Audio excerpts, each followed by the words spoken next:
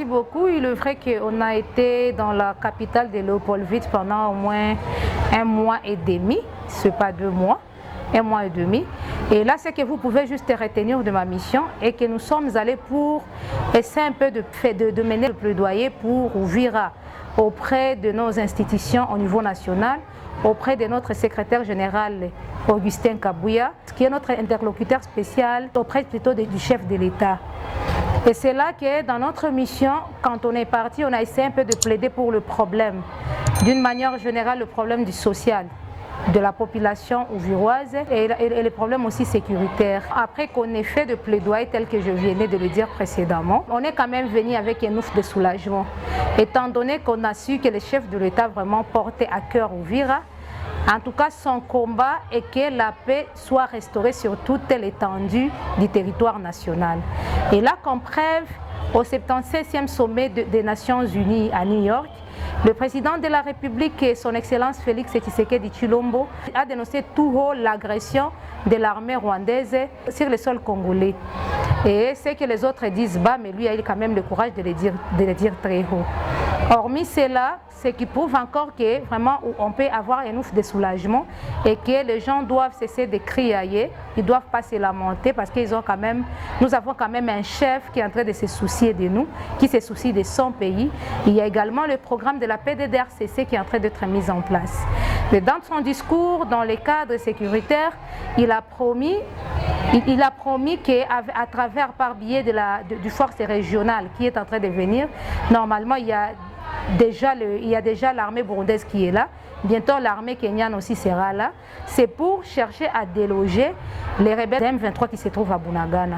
Et une fois qu'ils sont délogés à Bunagana, ce sera une réponse pour le problématique aussi sécuritaire du côté des hauts et moyens plateaux d'Uvira. Donc sur le plan sécuritaire, je pense que vraiment on a été satisfait, étant donné que par le discours du chef dans ce sens-là, et ça nous a prouvé que vraiment le chef nous porte à cœur et qu'il va vite réagir par rapport à cette question-là. Maintenant, sur le plan social, c'est que les gens doivent, c'est que vous devez retenir ou c'est que la population enviroise doit retenir, et que le chef de l'État est en train de se battre jour et nuit pour que la situation du Congo sur le plan social d'une manière générale et celle d'Uvira d'une manière particulière, que ça soit amélioré. C'est comme preuve, il y a maintenant l'effectivité de la gratuité de l'enseignement primaire. Et là, il y a les gens qui se plaignaient qu'on n'a pas de locaux, mais comme preuve aujourd'hui, il y a des locaux qui sont en train d'être construites dans les projets du Fonds social. Oui, il y a également aussi la gratuité des santé, là où les mamans commenceront à mettre au monde gratuitement, là où les traitements sur le plan de santé seront gratuites. Comme preuve aussi, il y a des infrastructures qui sont en train d'être construites. Et là, ça répare toujours dans les problèmes sociaux, ça résout toujours le problème social des Congolais.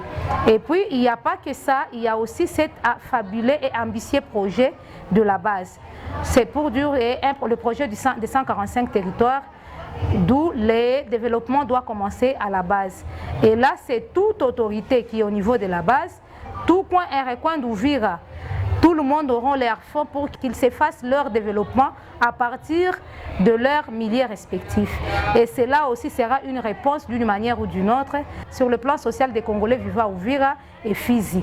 Et là, je crois que ce sera une réponse même pour le problème des infrastructures routières dont les gens ne cessent de crier jour et nuit. Ce sera toujours un problème sur le problème de marché sur lequel les gens ne cessent de crier également jour et nuit.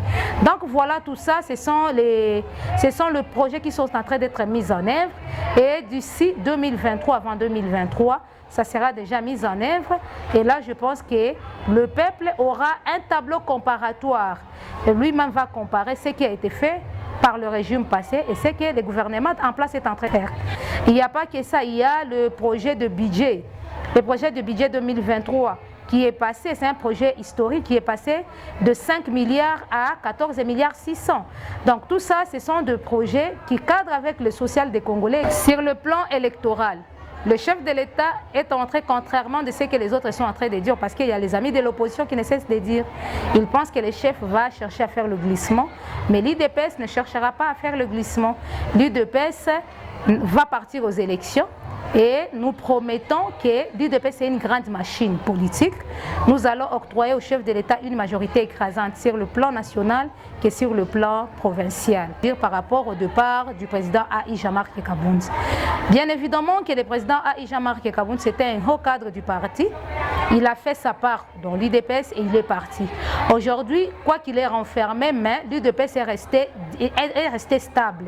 Il n'y a pas de défection au sein du parti. Par exemple, pour le cas de ma fédération, je n'ai enregistré aucune défection sur ce plan-là.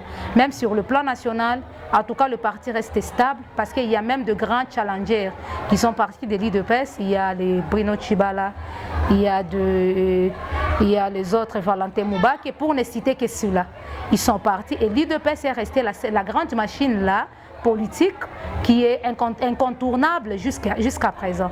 Donc voilà ce que je peux vous dire en grosso modo par rapport à ma mission à Kinshasa.